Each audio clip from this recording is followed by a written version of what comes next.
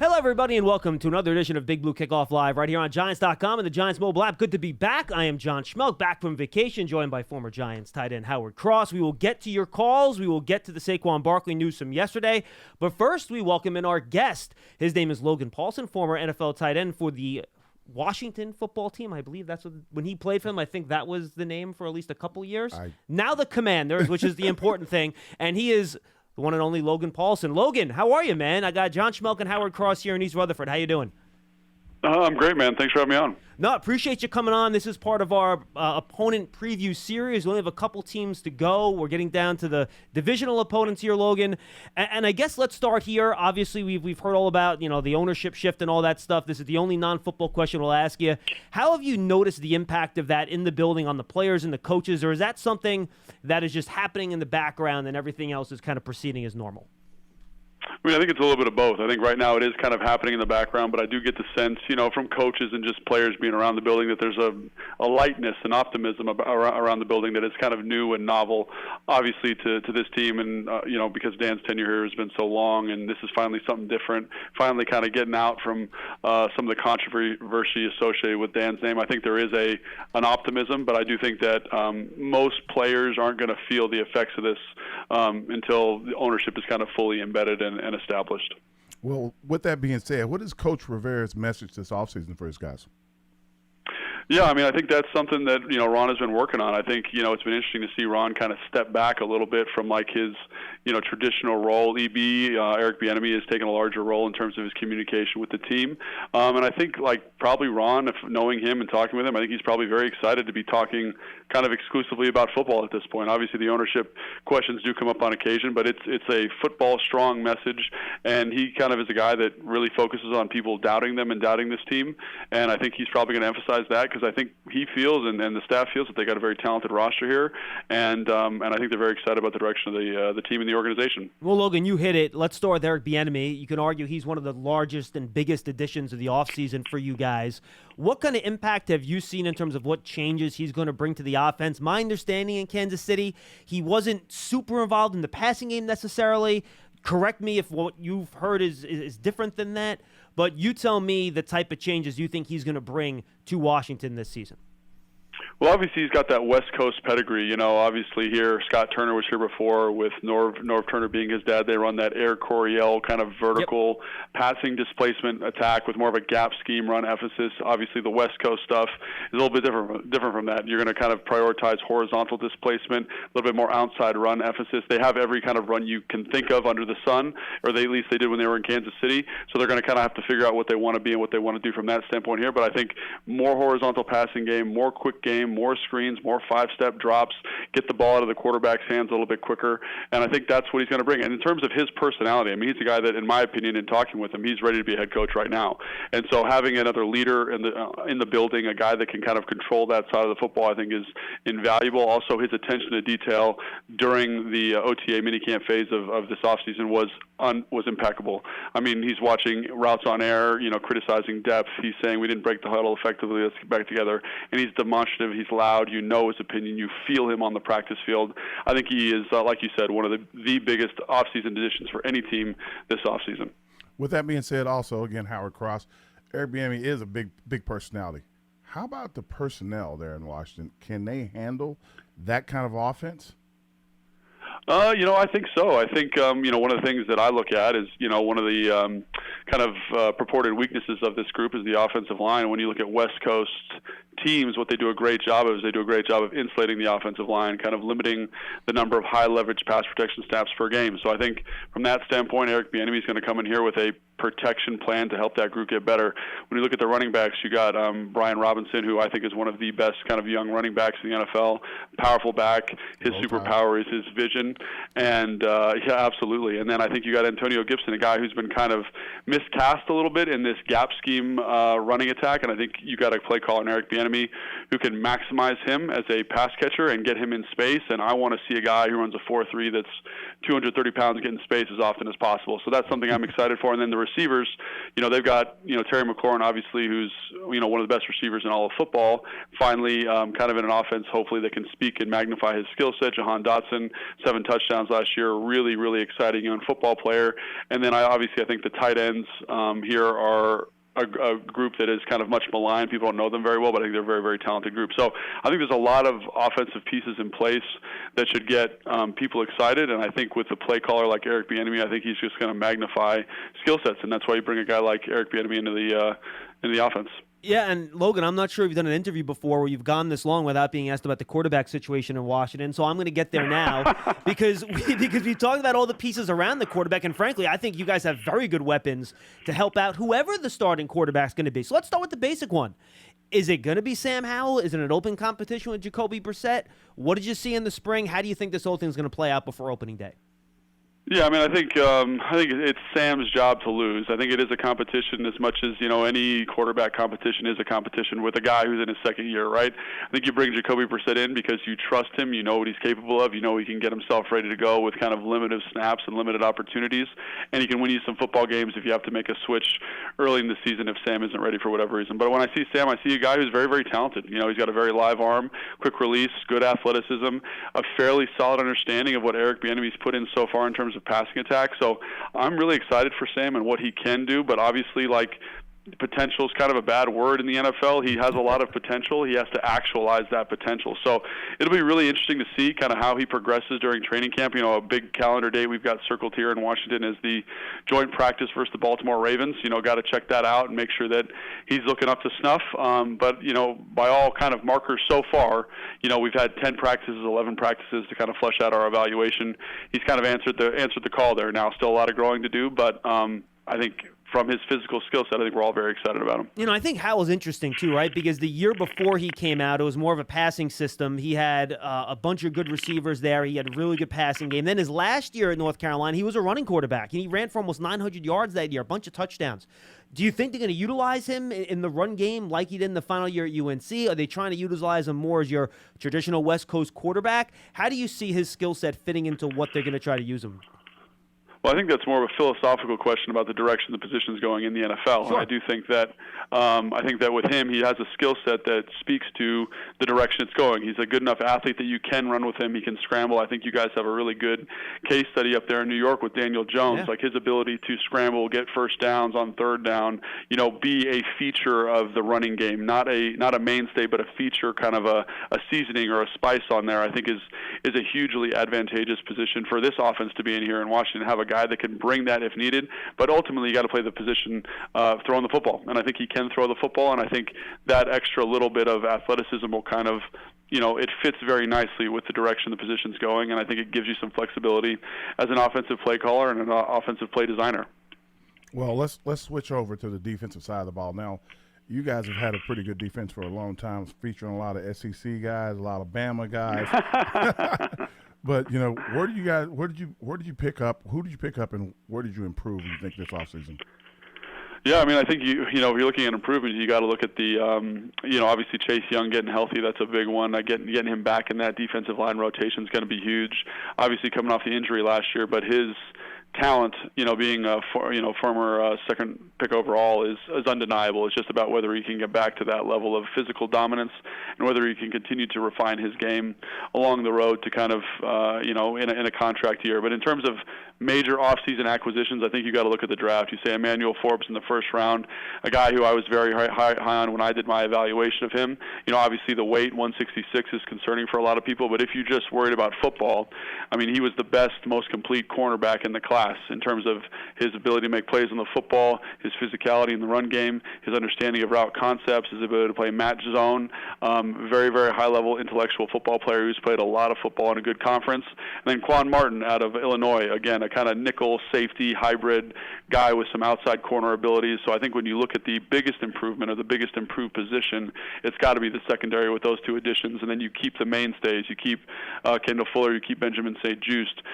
You have Cam Curl returning, one of the best safeties in the NFL, at least by PFF grade. And then you've got two young safeties in Forrest, who did a great job turning the football over last year, and then Percy Butler, who didn't play a lot on offense or defense last year, but is a very, very physically gifted human being, and I expect to see play a little bit more this year. So. What's the sense on Chase Young? I just want to follow up on that, Logan, because, they took their time with him getting back last year. They wanted to make sure he was good before they got him back on the field, which, quite frankly, I think was the right move. What's the sense from him in terms of where he was in the spring, how close he is to regaining that form he had coming out of college? Chase is an interesting guy. He chose not to be here for the majority of OTAs, but came for minicamp, so we only got to see him in a very small sample size. But I will say, in those 3 practices that we got to watch with regards to minicamp, he looked back. One of the things we all noticed last year was that he wasn't quite comfortable in the knee. After a major knee surgery, that's something you really have to work to overcome. And I thought during OTAs and during minicamp, he looked like he wasn't thinking about it. He looked like he had a dominant physicality to him, which is something that he is. He's 6'5", 270 pounds. He runs a 4.6 40. Like, he is a physical freak of a human being. And it was nice to see him kind of regaining some of that physical dominance and confidence in his leg. All right, do I got one more, Howard, or no? Go ahead. Yeah, final one for me, linebackers. I know Jamin Davis is somebody that they tried in the middle, they moved outside. How do you view that linebacker position right now, Logan, in terms of how that's developing and whether or not if they think they found a mainstay there with Davis, or there's still some work to do? Yeah, I think, along with the offensive line, linebacker is probably one of the biggest questions, and part of it is because of how this team deploys the linebacker position. They run a ton of nickel, they run a ton of dime, meaning they have extra defensive backs on the field almost constantly. That's one of the flexibilities that a guy like Cam Curl gives you in this defense, right? So it's not a paramount position in terms of value because they have so much. They kind of reside on safeties and other players to fill those roles. But with regards to Jamin Davis and Cody Barton, I think you get 2 guys who are extremely athletic, guys with a ton of upside from a physical standpoint. It's just about slowing the game down for him from a mental standpoint. I think when you see Jamin, he's an ascending player. Last 4 games of last season grading in the 70s, low 80s, which is fantastic for linebacker play. He's playing inside, he's playing outside. His instincts are improving. Cody Barton, same thing, kind of an ascending player.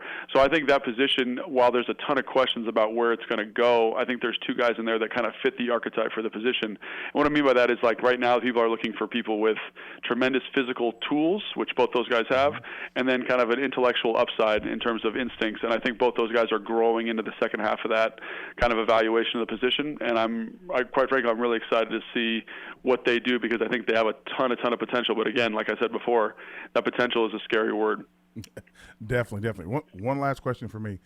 I would be, remiss if I didn't ask about one of my favorite players. Tell me about Nick Gates there, as he, former Giant, coming down like one of my favorite players. Yeah, we love Nick. He's a great dude, man. He survived some big injury, gets to come back and play, and had a decent season last year. I'm so happy for him to get a chance to get a starter. Just tell me how he fits in down there in Washington. Yeah, Nick Gates is going to be the starting center probably. I think he's a guy that I got to interview him when he signed here. He's got that enforcer, bodyguard, kind of tough guy mentality that you want along the offensive line. He's scrappy, he's dirty, he's nasty, he's vocal, and I respect and admire that in that position. And so I think he's a great addition. I think there are some limits in terms of what he does athletically. He's a 5'flat 40 guy, but in terms of him executing on the field, getting his hands on people, kind of getting down and dirty, I think he's going to be kind of the backbone for this group, and a group that is kind of in flux. There's 4 new starters along that offensive line, so it's nice to have a guy in Nick Gates who's got some playing experience, got some toughness, and hopefully those younger guys that'll be stepping in can gravitate towards that mentality, because I think, if you can get that group kind of all with Nick Gates' mentality, I think you're going to be in a really good position. So we're super excited to have him. Final follow-up, just on the offensive line, as you mentioned, that's one of the questions. How locked in are these guys at certain positions? I think we all know Leno's going to be the left tackle, right? I think we're pretty sure Andrew Wiley's going to be a right tackle. Cosme was drafted as a tackle. Do they now see him as a guard? Stromberg was drafted as a center. Could he play guard? Chris Paul, I know, has some position flex. How many of these positions, in your opinion, are set, and how many are still up for grabs when you get into camp? Yeah, man, that's a really well-researched question. I wasn't expecting that from a bunch of New York Giants guys. But, yeah, so I think that's exactly right. I think, when I did my evaluation of Cosme coming out of college, I had him as a guard. He's a guy that's a tremendous athlete, but I think, he's going to be a good tackle, but I think he could be a great guard, and I think that's what the staff is hoping for here. So, Wiley, Cosme, kind of 2 very similar athletes, very, very athletic, kind of, I don't want to say undersized, but kind of not your traditional measurement, tackles that are just really good athletes. You get Gates, who I talked about and just gushed over, who I think is great. And I think you go Sadiq Charles, Gilles or Chris Paul at left guard, probably Sadiq at this point. Again, a guy who's got a tremendous athletic upside, converted tackle, got that position flex, which this team covets. But, again, there's a lot of kind of what-ifs. Cosby's playing a new spot. Sadiq is tremendously athletically talented, but, has not quite lived up to it, because of injuries, because of whatever. So a couple big questions there, but I think from an athletic standpoint, the potential is there for something very special, just about how that group gels. All right, Logan, good stuff, man. We appreciate anything you want to put out there and promote for the folks out there. Oh, yeah, man. If you want to give a good follow for good football content, give me a follow on Instagram, Logan_Paulsen82, and obviously the Commanders YouTube page. Not sure how much that's going to get traction up there, but if you want some good football stuff about your opponents, definitely check that out. Awesome, Logan. Good stuff, man. You got about a week before the grind begins. Enjoy it while you can, and then we'll see you once the season starts, man. Yeah, thanks, man, and you guys too. Good luck. Appreciate it. That's Logan Paulsen, and we'll catch up with him over the course of the year when the Giants take on the Commanders. Good stuff. It was good stuff out of Logan. Yeah, he got touched all the bases. Did good. Should have asked him about the kicker. We just missed out. If Lance was here, he would have asked about the kicker. The one thing I'll note, and by the way, let's open up the phone lines, 201-939-4513. No, you guys want to get in about the Saquon stuff from yesterday, and Howard and I will get into that too. But Logan was already scheduled for 12:30. We couldn't move him, so I want to make sure we get him in as we continue our team preview series here. So I was interested by when I did my follow-up on Chase Young. Did he refer to him as an interesting guy or a different kind of guy? Or he basically referred to him as like a really super athlete. Looks like he's back. Yeah, but the way he termed his decision not to be at OTAs, I think it was interesting choice. I think is the term that he used. I think probably what he was probably doing is you come off a season with the injury. He wasn't injured last year, but he was coming back from it. Yes, correct. He's not at OTAs. And he only was back for like the last 2 games, right? Something like that. So he's not at OTAs. Maybe the last game only. Doing everything he can to make sure he has confidence in his leg. Working with the team medical staff and all that stuff, right? Whoever, like even working with someone away from the medical staff, so people aren't looking at him every day and questioning him every day about how he's doing and what he's doing. So he's trying to figure out 3 games last year for him. Yeah, he's trying to figure out how to mentally get back. So I wasn't going to say anything about how he said he looked, because they're in pajamas. 100%. And no one's really touching you. So right. You can run full speed and make some cuts if no one's really bumping you. And I'm pretty sure he probably has a red shirt on, so you don't get knocked around. Well, and there is no contact in the spring anyway. Yeah, so it's a really strange moment. I mean, I think it's pretty telling that the Commanders decided not to pick up his 5th-year option. Again. But again, I don't blame him. I mean, injuries, the knee, he's an athlete. I get it. 3 games trying to figure out, hey, how healthy is he going to be? Yeah, I mean, and he got. Yeah, you don't want to play. And I hate to say this because we have one. You don't want to play on a pitch count that's your premier pass rusher. You just don't. Well, I remember they've paid Deron Payne, they've paid Jonathan Allen, and Montez Sweat's going to get a lot of money. He's a very good player, obviously. And they're there every game. Yeah, they're going to have some tough decisions to make. 201-939-4513. 201-939-4513. Go subscribe to the Giants Huddle podcast. We're going strong with our player interview series right now. We're going position by position, talking to Giants players as we head towards training camp. Really just short, like 3 to 4 minute bites with each guy, talking about their offseason, where they're at. I think we've gotten some pretty good information out of guys, so make sure you go check that out on the Giants Huddle podcast, favorite podcast platform, giants.com/podcast. They're also up on the Giants YouTube page, so make sure you check all those out. And again, if you're an Apple Podcast, please leave a 5-star positive review for all of our podcasts. All right, Howard, yesterday, the Giants... Did something happen yesterday? No, actually, nothing really happened. Nothing happened yesterday, and that's kind of the news, because yesterday was the deadline for Saquon Barkley and the Giants to negotiate a long-term contract. They were not able to do so.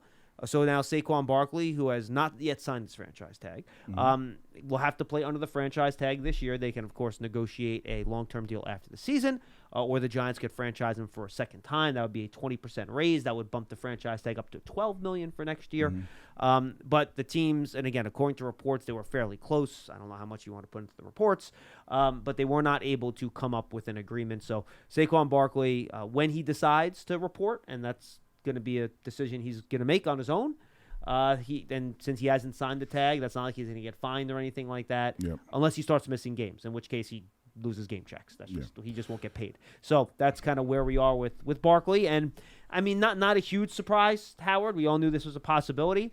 And the way I've been talking about it and telling people, and you tell me if you think I'm off base with this, the type of guy and player Saquon is, his attitude, I have no reason to believe he will not be here for the Week 1 game against Dallas.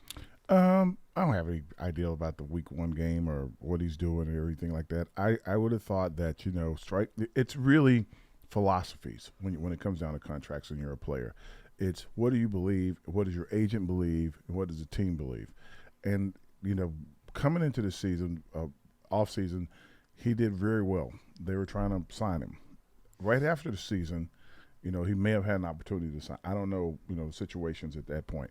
But when I heard out in the market that they were thinking about trading Derrick Henry, because that was the first big news about a running back. That was out there. In the offseason. I would have been like, whoa, what? Is that real? And that's when I would have started formulating my plan by hearing what they were talking about the market for my position being. That's the only way for him to have protected himself.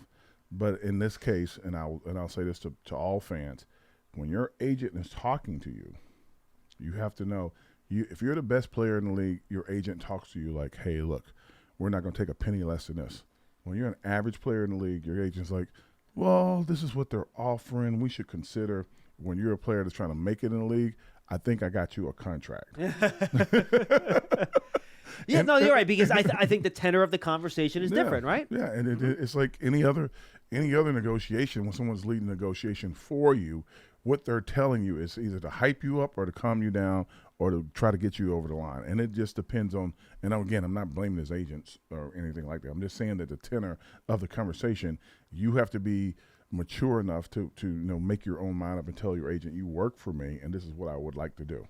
And, and again, nothing that has anything to do with Saquon. It's just stuff that could, if I was trying to play any position on the field and someone made me an offer, I'd consider it, especially if it's like term and years and stuff. I'm like, okay, what's the signing bonus? Because we didn't get that back in my day. And you think about it. Absolutely. And look, the bottom line is just look at the direction the running back market has gone. It's been going down for 5 to 8 years. I mean, to your point, the Titans thought about trading Derrick Henry. They never got a good enough offer to pull the trigger. After Zeke Elliott signed that contract and then started to go downhill instantly, the market changed that week. He got released this year. Yeah. Dalvin Cook got let go this year. Yeah. Joe Mixon had to take a pay cut, not just for this year, but for next year to maintain his spot on the Bengals. And those, right now, look, that's Dalvin Cook, Joe Mixon, Ezekiel Elliott, Derrick Henry. Josh Jacobs couldn't get a long-term deal done. Tony Pollard couldn't get a long-term deal done with Dallas. I'm telling you, it's a different world. Remember, Austin Eckler, he wanted a new contract from the Chargers. They go, all right, go find a trade partner, and we'll think about trading you. He couldn't find one. Yeah, and the message the back should be looking at, and the history they should be looking at, they should be looking at Zeke Elliott, and they should be looking at Le'Veon Bell. Like, what did you do? What happens when a great back takes a long-term contract? Yeah, and I think it was, and it's like nothing against Zeke or anything. No, this isn't negative about any of these players. It's just that you're getting hit a lot. Yeah, it's a very tough position to play, and it wears on you. Yeah. It does. So I don't know what his plan is for future, but you should also explain to fans that even though he didn't sign, and even though he's got to sign the franchise tag, they can't sign him until the following year. They can't give him a contract like 3 months from now. They cannot negotiate a long-term contract until after the season is over. That is correct. And they put that in place. Why? That's part of the CBA. Negotiated CBA that everyone signed on to. Yep. But look, and guys, this is not, and I want to also say this, because I'm happy you brought that up. This is not about Saquon Barkley being greedy. No. This is not about the Giants not appreciating what he's done for them. This is business. This is what happens. The team says we have a price point. The player says I have a price point. And sometimes, like they did, like the Daniel Jones, it took to about 5 minutes before the damn deadline hit to figure that out. Maybe if the Giants and Saquon had another 12 hours, they could have figured it out. I don't know. But the bottom line is that they just couldn't meet. They couldn't get to where neither side could get where they needed to get in order to make a deal. And that's not a negative reflection on either one. That's just the way it goes. And to your point, it happened with Josh Jacobs this year. Yeah. Happened with Tony Pollard this year. And we've seen it happen with a lot of other players over the years. And it's not like $10 million is a small contract for a really good player in the league either. That's a good amount of money to play for. Saquon made a lot of money on his first deal, too, being a very high draft pick. So don't be mad at anybody. Don't feel bad for anybody. This is just business. And for all the fans that I've been talking to in person, this is a new regime. This is not the regime of the past. These guys know what they do and what they want to do. And they have their price point set. Don't bring up who got signed 10 years ago, 8 years ago. I don't want to hear it. Those are dead conversations. I've been hearing it all week. Who are they bringing up? Oh, my God. Oh, they signed Galladay. If they signed Galladay, what can they sign? I'm like, this is a different team. It is completely irrelevant. No, you're 100%. It is completely irrelevant. I'm like, but don't you think? I'm like, bruh, different team. No, different decision makers. Different guys, different team. I like the direction teams. And I know some fan thinks the ownership just decides who comes back and who doesn't, and the ownership makes all those decisions. That's not how it works here. Well, you know, if the ownership did, then, you know, no offense, but most of those teams are having a hard time. The Cowboys ownership makes a lot of decisions. They barely get to the playoffs. Well, Jerry has the GM title. He's not the owner. He's also the general manager. So he makes a lot of those decisions. Makes a lot of decisions. 100%. The Jets haven't been to the playoffs in a pretty good while. Their owner gets involved in a lot of the decisions. And, you know, like, because this year I'd have went and got Jackson tomorrow. He'd been playing for my team. Jackson, which Jackson? Down Lamar. Oh, Lamar Jackson. I got you. Well, there's a lot of Jacksons. I don't know what Jackson he was talking about. Quarterback. No, that makes sense. I got you. I would have, man, come on. Now, I'm not sure the Ravens were going to trade him, but yeah. Oh, no. They said seek a trade. Go see what you could get. That does that doesn't mean that the I Ravens would have made an offer. I got you. All right, 201-939-4513. 201-939-4513. Hey, Giant fans, the 2023 NFL schedule is out. We still have single-game tickets on sale. Don't miss the Giants at MetLife Stadium this year. Tickets are limited. Visit Giants.com/tickets to secure your seat. All right, let's get to the phones. Waiting patiently has been Rick in Tampa. He will lead us off. Hello, Rick. What's up, Rick? Hey, Howard and John, what's up? What's up, buddy? Is it hot down there or what? What? Is it hot in Tampa or what? Yeah, you know what? I'm actually by the pool right now, and it's not as hot as it's been. It's been in like 100 degrees every day, like really that hot. Rick, whenever you call, you're either like at the bar, you're at the pool, The bar, you're on like- the keys somewhere. Like you're always doing something. Like, don't you work? Yeah, this is my day off when I call on Okay. Tuesday. Got it. All right. It's just relaxing, bro. Get it in. Yeah, man. Yeah, listen, first of all, I have bone to pick with you guys on the Big Blue Kickoff and your Twitter and all that. At 4 o'clock, as soon as Saquon doesn't sign, I go to John, I go to your Twitter, I go to Paul's, I go to Big Blue Giants and all that. Nobody has a word to say for hours about Saquon not signing. Here I am trying to get my feed of what's going on, what you think, and not one little tweet about anything. Rick, about you know my rule. I do not tweet Giant opinions. I go on the show to give you Giants opinions. I do not tweet Giants opinions. And to be fair about it, I don't think they want us tweeting their opinions about. That may be As Howard says the quiet part out loud. Okay. If you work for the team, you may want to be quiet. And by the way, all jokes aside, like we have our content. If I tweet out what I'm going to say on the show, then people aren't going to tune into the show. So that's also part of the calculation there. All right, because we just needed as a fan and the concern that was there when he didn't sign. Now, I have to disagree for one. I believe it is a bit of greed on Saquon. You look at Cook right now. They were going to offer him a $4 or $5 million contract. That's it. And he didn't take it, but still, that is where the market has gone. For Saquon to be offered $10 million, or we even heard maybe it was even a little bit more, whatever. But, I mean, the way the market is going, for him not to take that, I think that's wrong. I think he should take it. Tiki Barber said today on FAN, and it was interesting, 20 years ago, his last contract, he was making $4-point-something million. And now they're offering Cook about the same thing. How the running back has degraded down. That's crazy. Think about that. Think about it this way. I don't know what you do because you have a good job. You're off on Tuesdays. What if someone asks you to take a lot less or marginal amount because, that's the market for what you're taking. But you're probably the most important person to your company in some cases. And that's what you feel anyway, that you're the most important person. Right. So then what do you do?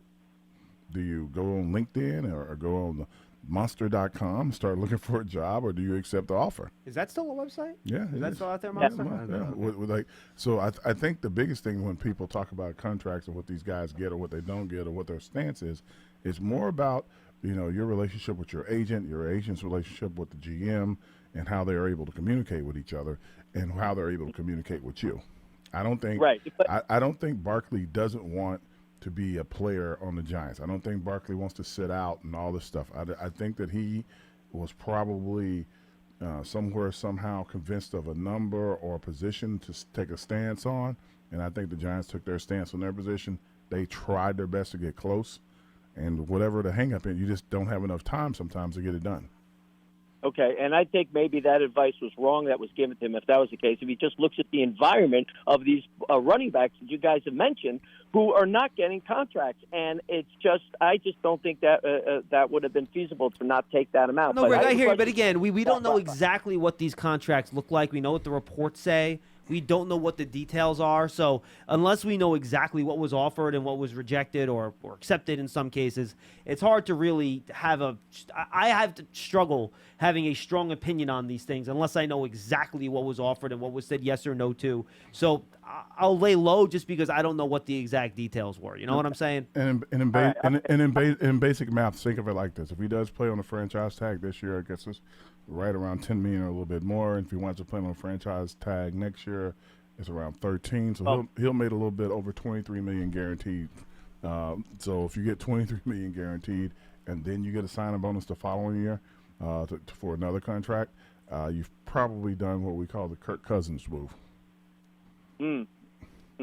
Right. And by the way, just for the record, Rick, now that Saquon has signed that franchise tag, in terms of base salary, and that's basically cash running backs will earn this year, Saquon Barkley's tied for third on the list, behind only Nick Chubb and Derrick Henry. Yeah.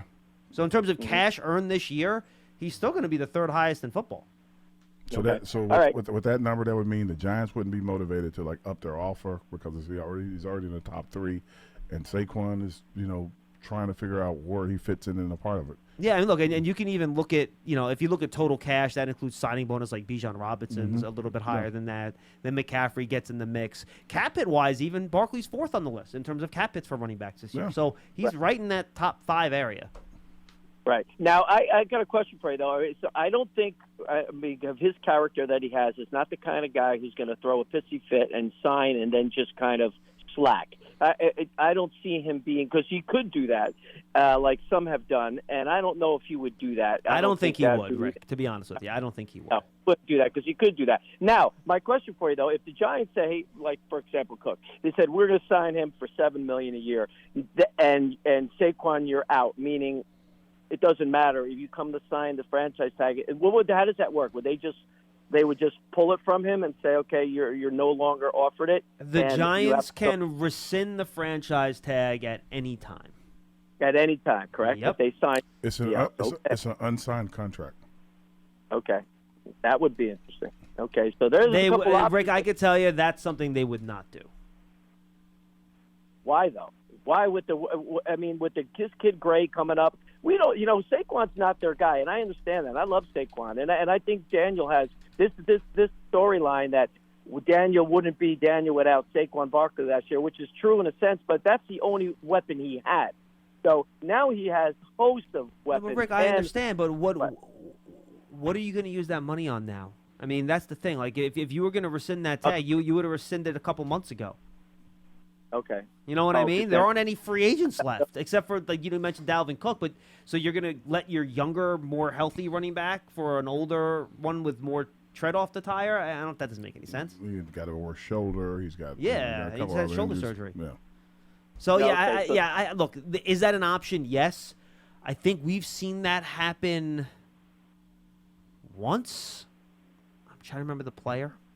It just doesn't happen very often, especially once you get past this time. The Giants want him here. The Giants want him to be a part of the team, so that's why he's going to play on the tag.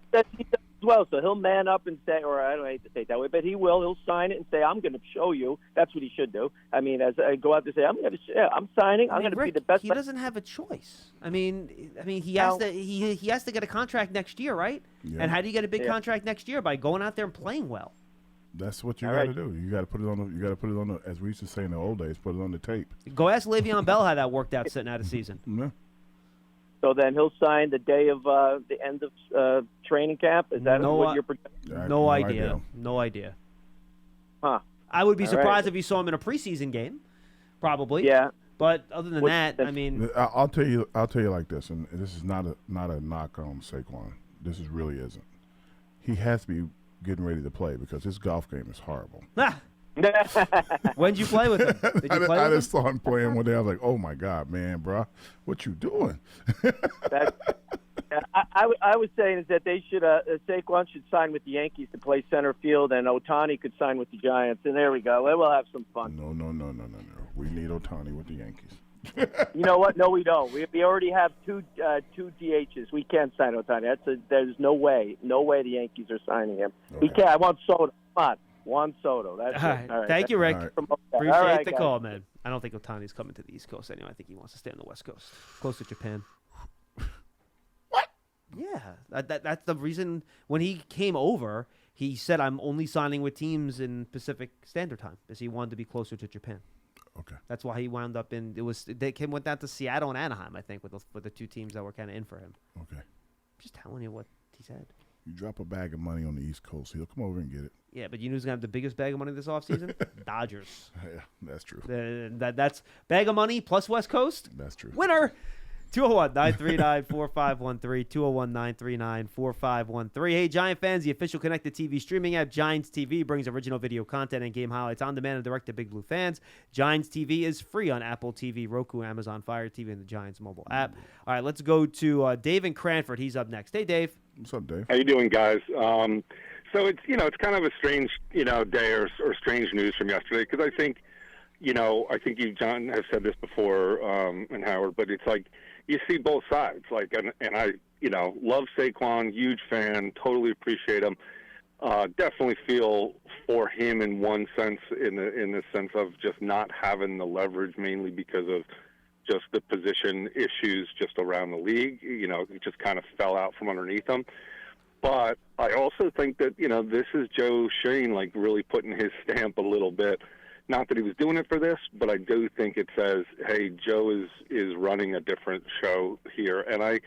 And that side of it, from a long-term roster build standpoint, I totally support what he's doing at the same time. When you go back, and it's a pretty good sample size, and go look at, the last number of, I think it goes back to 2009, the amount of, Super Bowl winners and the amount of money that they allocated to the running back position, it's remarkable. It's very low. It's very low.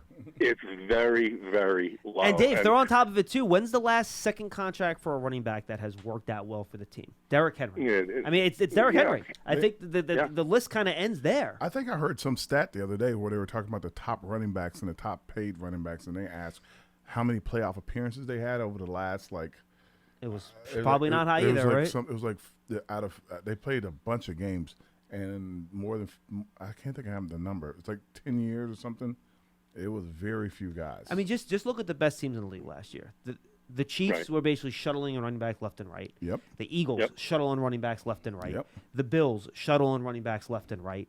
I'm trying to think what other teams were at top of the division. The Bengals had Mixon, but then Mixon goes out. Samaje Perine steps in. They don't miss a damn beat. They don't miss a beat.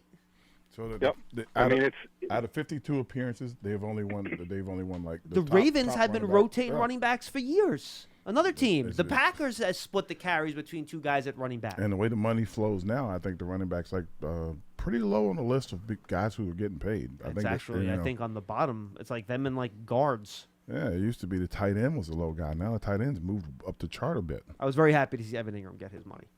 Good guy. Yes. Yes, and I do think that, this goes for this season. It's like I really don't think Barkley has, a viable option then coming in. You've already said it, but I'll say it again, of coming in, putting his head down, and putting up a monster year. I mean, like he basically doesn't have a contract beyond this year. So like he knows, so he's probably needs some time to decompress and get over the, emotional disappointment of all this, which I'm sure is a big deal for him. But at the same time, like the Giants are getting a great deal because he's got to come in and produce. And the last thing I'll say is, I've heard a lot of comments recently about, the CBA and, maybe they could carve out running backs or, blah, blah, blah, blah, blah. And it's like, look, and Howard, you know this better than anybody, like the NFL union it's a legitimate union, but it's not a normal union. And what I mean by that is that unions have salary ranges where people are within a certain percentage from top to bottom in a union. That's why you're in a union, and then you collectively bargain. In the NFL, the locker room is filled with the haves and the have-nots. You got 10 guys in there that are killing it, and then you really have 45 other guys that are not. And that's why the NFL union has never been able to break the owners, because there's too many guys in the top paid side that would never sit out because they'll never make that money back. I almost think, Dave, it's the opposite. I think it's the big guys that can afford to miss a year because they have so much money in the bank, but it's the rest of the group that needs the paycheck because they haven't banked all that cash. I'm going to say this, and this is not a knock on unions anywhere, but I think in basketball, the highest paid players are the highest paid players, and everybody else kind of fits in. Yeah. I think in baseball, the highest paid players are the highest paid players, and everybody else kind of. Howard, it got so bad in the NBA, they had to create max salaries. Yeah, and everybody else fits in. I think in football, it follows the beat of all the other teams. I just think there are more players involved with the team, and that's what people are looking at. And again, that's just unions. Hey, look, and Dave, here's the thing. Like, I've heard people say that too. That maybe they should make a rule where running backs out of college only get 2 guaranteed years, and then you got to pay them after 2 years. It's not the union's job to look after specific positions.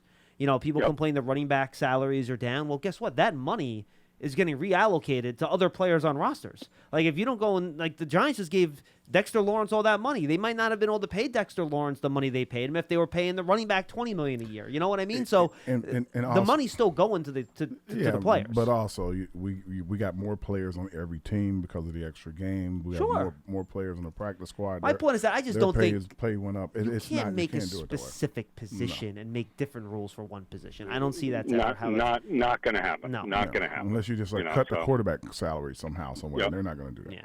Paul Latino. And the last thing I'll say, John, I think you said it well too, was anybody thinking that the Giants are going to pull the tag and bring in a Dalvin Cook, like that is not. Like, they like Saquon Barkley. They appreciate Saquon Barkley. They're not going to do that one to him, and they're sure as heck not going to do. You want to have a locker room problem? That would be the quickest way to do that. Davey, you took the words right out of my mouth. That would be something that would make a lot of people in that locker room angry because they all love Saquon. They appreciate the work he's done. If they pulled the tag on him like that, and then he would, because let's be honest, like if they pulled the tag, Saquon's not pulling down $10 million this year. Another team. No, they just cut his legs. They just cut his legs out. They're not. No, they're not going to do that. There's no way. And they've already, to your point, they've already allocated the money. Right. So they've already allocated it. They allocated it a while ago. So that's not going to happen. No. So you guys have a great day, man. You too. Thank you, Dave. Yeah, something like that happens. You send a bad message to the team. You send a bad message to the league. You got players in free agency like, I'm not going there. You see what they'll do to you? Like, right? 100%, man. You know which teams not to deal with. Like, do you remember back with the Celtics when they had the little Isaiah Thomas, the little guy? Mm-hmm. He plays through that hip injury, has to have hip surgery, and then they're like, all right, well, now we're going to trade you. No. Like, that did not go over well with other players around the league. Around the league, nowhere. So, yeah, you got to be careful with that. You do. And that's don't even look. I get why people would think about doing something like that, but it's not. No, it's not. It's just not. I wonder if this guy has that idea. He's Charlie in Portland, Maine. Oh, I've had 2 weeks without Charlie in my life, and now I'm officially back now. Charlie, what's going on? Hey guys. Hey Howard. Hey John. Did you have a good vacation? Well, last week I was basically visiting the in-laws, and I was watching both my kids the whole week. Say yes. Your wife might be listening. Workcation. Workcation. Yeah. Hey, John, it was Norman and Gettleman when he rescinded the tag. Oh, Josh Norman in Carolina. That's exactly the player that it was. Thank you. I forgot, Charlie. That was the player. You're right. Yeah. Hey, look, I have a take on Barkley. Really? You have an opinion, Yeah. Charlie? Shocking. Look, Barkley is a man of principle, and he wants respect. And it's respect for life, not Giants for life. He wants respect, and I think he feels disrespected for what he's done for this team in the locker room, off the field, on the field. He is the leader of the team. I was listening to Jalen Smith on Good Morning Football, and he said Barkley is the heart and soul, heartbeat of the New York Giants. He is the leader. And so, look, I don't know. They should have signed him. Look, my preference is they tag and trade him. If I was Barkley and his agents, I'd say just like Lamar, they said to Lamar, let me go seek a trade. Let me go see what I'm worth out there. You're saying that you're going to pay me the most amount of money? Well, I don't know that until I'm out there and finding out. And if I get a deal that works for me, I'll bring it back, and hopefully you'll get the compensation that you want back, and it'll be the best for both of us. I can move on. I understand what you're saying, Charlie, but the problem here is that the Giants want Saquon Barkley on the team. Yeah, but they don't look. Barkley's going to sit out, and the reason I'm saying that, Barkley, they didn't expect Barkley to speak and say anything, but he spoke up at that camp. He told exactly what he was feeling. He's thrown it out there that he might not play the first game. You got to listen to this guy because he never speaks. He's never vocal. He's always backed this organization 100%. And when he speaks, you got to listen to him. And to me, he's going to prove a point that he will sit out 1 or 2, 3 games, so they will not even dare to tag him next year and go through this all over again. So that's what he's going to do. So let me do this for you, Charlie. If he did do that, every game he sits out, he loses a game check, right? Yeah. So what? Every day he sits out, he loses money. So he loses $1.5 million. So what? So what? It's principle, Howard. It's principle with him. He's a principled guy. I'm telling you, he will sit out because he doesn't want to get tagged next year. Listen, this is Barkley's last year in New York. That's it. It's over. And if you guys don't see that, I don't know what you're looking at. Really, he got disrespected. Barkley does not say boo about anything. And if you listen to his presser, he said, I see now it's not family, it's a business. And I'm telling you, he's going to sit out, prove a point, and so he doesn't get tagged next year. But if I was a Giants, I would say, go ahead, go seek a deal. Let me get something for him now because we're not going to have him next year anyway. And, and move on. That's what I would do, and it would be the best thing for Barkley and it would be the best thing for the Giants.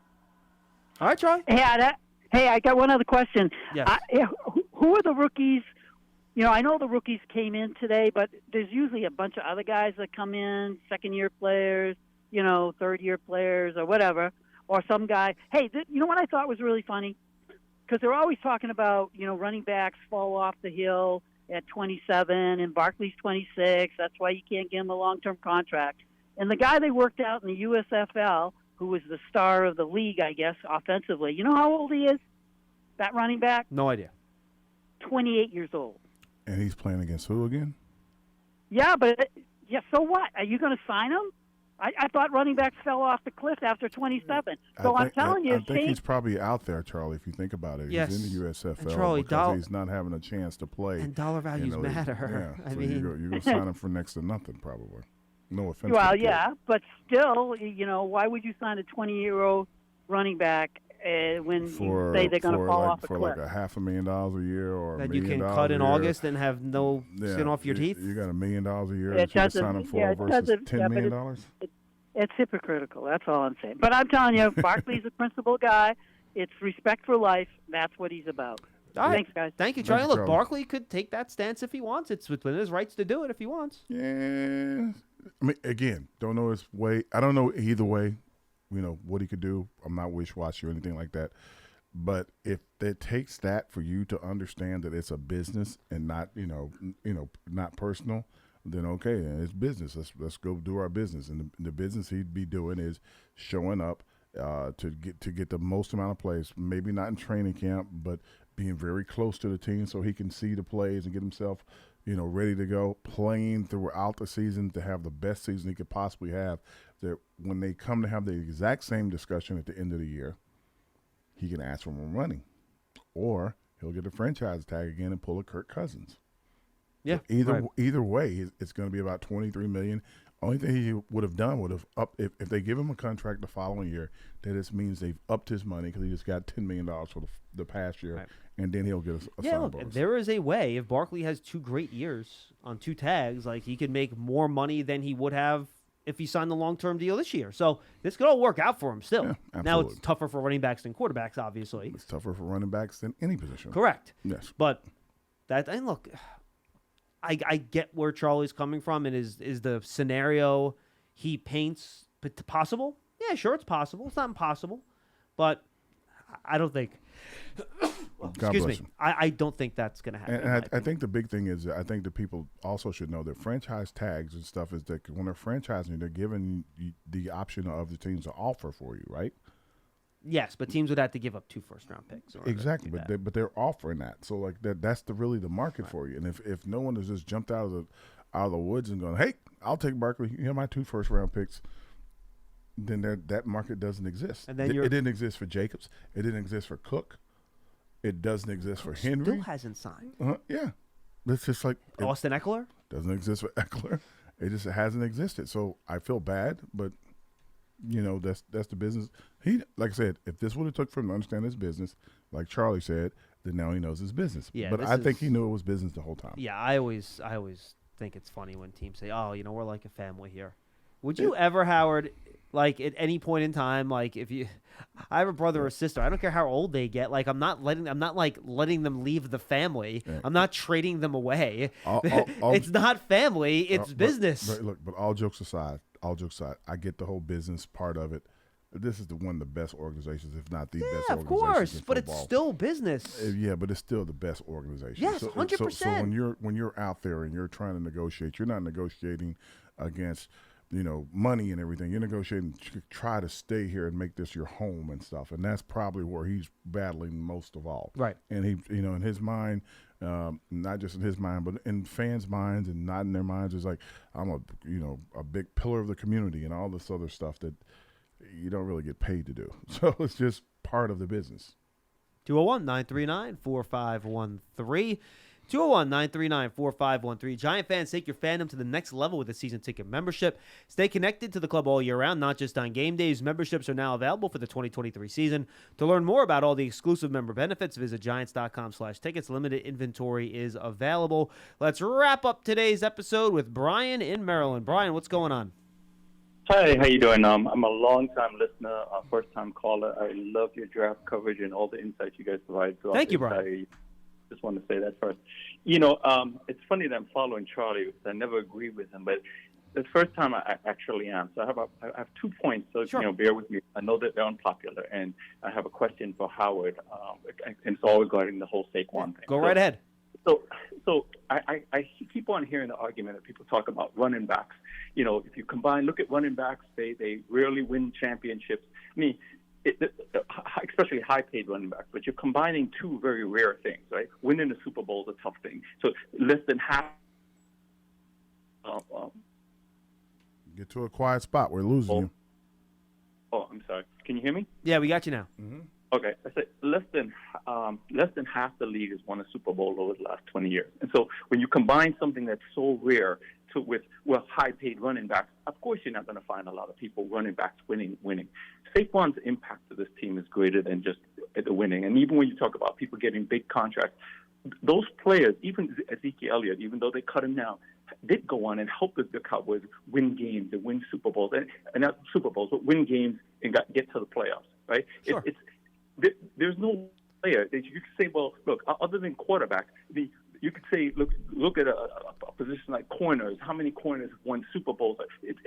They're one player on the team. In Barkley's case, you're talking about $2 or $3 million. You have players on the roster, the bottom of the roster, or players who are highly paid who don't perform. $2 million more for a guy. I just don't understand why the Giants would not have paid the guy, because the team is a lesser team without him. And you could say, well, okay, they tagged him, so they do have him. But you asked me to answer this question to me, right? Why would Saquon Barkley on the tag, risk a career ending injury, or even an ACL, like Bud Dupree or some of these other players, playing on a 1-year tag, and risk a future contract, right? A future contract. As a Giants fan, I want him to play. But if I was his agent, I'd say, look, you have to protect yourself. No, look, Brian. I hear you, but I'm going to jump in here real quick, and then Howard can answer. Remember, again, you're going off reports that's how far they were apart, and if they were, that I totally get where you're coming from. But at the same time, if you believe those reports, another report said the Giants basically offered him a guarantee for 2 years of what he would have gotten under the tag. So why would Saquon then not agree to protect himself from injury this year by signing a contract that would guarantee him the amount of money he would make on the tag over the next 2 years? That's a great point. Obviously, the reports, so who knows exactly what it is. But what I'm saying is, regardless of what happened or why it happened, right, at this particular point, now that he's on the tag, why wouldn't Saquon do like some other players have done in the past? Not hold out, sign the contract, right, not miss any games, have the hamstring injury. Why wouldn't they say, well, look, if you have any tightness, don't play. I've seen Vincent Jackson do something like this, go out and kill it. Now you could say, well, because he's playing so that if he does really well, he can get a better contract next year. Well, he could also go on a franchise tag, or he could get an ACL. He could tear an ACL. He could end his career. You're making your own argument on why they shouldn't sign him. Well, no. Well, what I'm saying is at this particular point. No, but you're saying that why would he be incentivized to play when he could actually get hurt, and if he gets hurt, then he wouldn't be able to get his money in the end. So you're saying on the backside of your argument would be, why would the Giants sign him if he could get hurt and not be able to capitalize it on the contract? So that's you're making your own argument. Yeah, no. No, but Howard, I think you're misreading that because any player could get hurt. It's any player on a 1-year deal. Any player on a 1-year deal, if they go out. But why is it one? Running back. I got it, but why is it one-sided? And I'm a player, but why is it one-sided that the player could get hurt and he should be protecting himself, but the team has to take on the risk? Yeah, Brian, I think the point Howard's making is that the Giants are trying to prevent putting themselves at risk by him giving him a long-term deal and then potentially getting hurt in year one. I'm not even saying that. I'm just saying in general. That's what he's saying. Yes. And I love Saquon. Saquon is one of the most talented. I love Saquon. He's great. Not the most talented back in the league, but he's been in the league 4 years. And he was the main reason the Giants started that season so fast last year. No question about it. No one's arguing that. He's been in the league 4 years, right? 5. 5 years. How many of those years was he healthy? 100%. Two out of 5. So you're arguing against something that you're making an argument on both sides. You're making an argument for the player that the player should never risk himself, and you make an argument for the team that the team shouldn't invest long term in some player that's been injured. So that's what you're saying. That's what you're saying. Okay, let's go on that, right? So if the team is doing what they're worried about his injury, he could get injured. At Saquon's point, forget about what. We're losing you. You moved. Saquon, wouldn't you say, hey, listen, you got to stay. Brian, we have to let you go. Your phone's cutting out. We can only hear like every fourth word. We have no idea what you're saying. I apologize. And you made a good point. Good call. But we just couldn't hear you. So. I'm so sorry. Again, this is players and teams all over the league, this is in every sport. Yeah, in every sport. Like his argument was just for the fans. What parts of it we could hear was that Saquon should probably sign the tag, come in, and then say like, "Ooh, my hamstring's a little tight, so maybe I can't go." Pull the Ben Simmons. Yeah, so basically he could be on the team. They couldn't sit him down, but now you have MRIs and you can do that. You can check hamstrings. So basically, figure out a way to still get paid but not play. Yeah, but still, that's what he was saying you should do, and then come out and play and sparingly. I'm like, well, that's more dangerous probably than anything else if that's the case. If he was trying to do that, it's also dishonest. Well, that's people are looking at it from. Oh, woe is me. They could say, why is the player asking for so much money? Or then they can say, why is the team not paying the player? You're always going to pick one side or the other. My side is to both sides do what's best for them. And I think they're trying to do that. They got really close, evidently, and just missed it. Just missed in the time, and they couldn't get it done. Yeah. So I look at it the same way. Yeah, and if he plays this year, stays healthy this year, has a great year this year, and they can't come to agreement and plays next year, he will have made over $23 million in 2 years. And in the running back market, he'll be one of the highest paid, if not the highest paid, for those 2 years. It's not bad. 6 in one, half a dozen in the other. Absolutely. All right, everybody, thanks for being with us. I think Howard summed it up nicely. I have nothing more to add to that. Thank you for joining us on Big Blue Kickoff Live. Tomorrow, it'll be Casillas and I believe Lance. They have our Saints preview. Ooh. And then we're going to try to get the Rams tomorrow, too. We're going to try to double dip Saints and Rams tomorrow if we can. We have trouble finding someone on the West Coast. I think everyone in LA is on vacation in La La Land doing their stuff. And it's still the morning. Right. So we've been struggling finding a Rams guest, so we will try to do Rams and Saints tomorrow. Then on Thursday and Friday, we have Dallas and Philadelphia. So make sure you check that out later in the week as we continue and now conclude our opponent previews right here on Big Blue Kickoff Live. For Howard Cross, I'm John Schmeelk. For Dom, our producer, great job. Thanks to Logan Paulsen from the Washington Commanders. We'll see you tomorrow on Big Blue Kickoff Live.